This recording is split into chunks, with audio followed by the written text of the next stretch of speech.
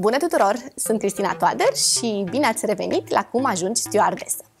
Astăzi o să vorbim despre interviul de angajare ca însoțitor de bord și mai exact despre numărul de însoțitori de bord pe care o companie aeriană îl caută atunci când organizează un interviu de angajare.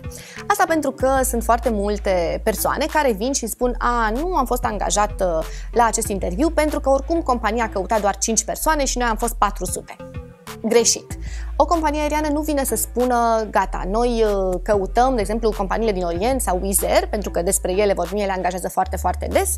Nu o să vină să spună: da, noi căutăm la acest interviu să angajăm 8 persoane, să spunem. Și dacă o să găsim 10, asta este, 2 o să-i punem pe listă de așteptare sau o să le dăm răspuns negativ doar pentru că noi căutăm mai puțin. Ei bine, nu. Toate aceste companii aeriene vin și caută câte persoane bune găsesc.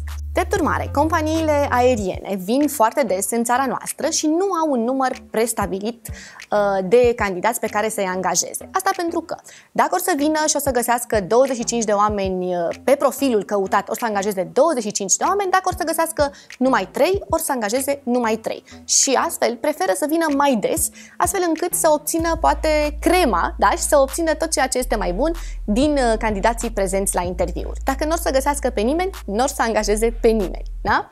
Așadar, nu mai credeți tot ce auziți pe la interviuri sau toate scuzele candidaților care nu au reușit, din păcate, să treacă de interviuri.